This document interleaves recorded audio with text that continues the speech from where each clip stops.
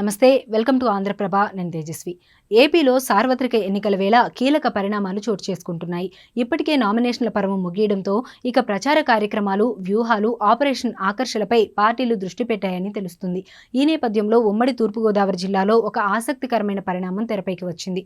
ఇందులో భాగంగా తుని నియోజకవర్గంలో యనమల ఫ్యామిలీ వైసీపీకి జై కొడుతుందని తెలుస్తుంది. ఉమ్మడి తూర్పుగోదావరి జిల్లాలోని తుని నియోజకవర్గంలో 2014, 2019 ఎన్నికల్లో వరుసగా గెలిచి హ్యాట్రిక్ విజయంపై కన్నేసిన వైసీపీ ఈసారి మరిన్ని వ్యూహాలు రచిస్తుంది. ఈ నియోజకవర్గంలో మంత్రి దాడిశెట్టి రాజా, యనమల రామకృష్ణుడు కుటుంబానికి మధ్య ఎప్పటి నుంచో వారు కొనసాగుతోంది. ఇదే సమయంలో యనమల కుటుంబంలో విభేదాలు గట్టిగానే ఉన్నాయని చెబుతారు. యనమల కుటుంబంలో ఉన్న విభేదాలు తారాస్థాయికి చేరాయనే కమెంట్లు తుని నియోజకవర్గంలో బలంగా వినిపిస్తున్నాయి.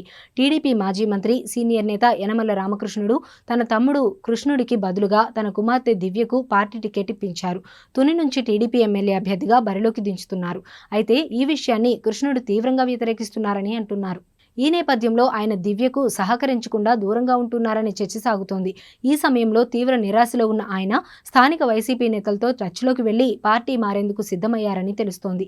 ఈ క్రమంలో ఇప్పటికే తుని ఎమ్మెల్యే దాడిశెట్టి రాజాతో టచ్లోకి వెళ్లి చర్చలు జరిపారని, బేషరతుగానే పార్టీలో చేరాలని ఫిక్స్ అయ్యారని, అన్ని అనుకూలంగా జరిగితే ఈ నెల 27న వైసీపీలో చేరే అవకాశం ఉందని ప్రచారం జరుగుతోంది.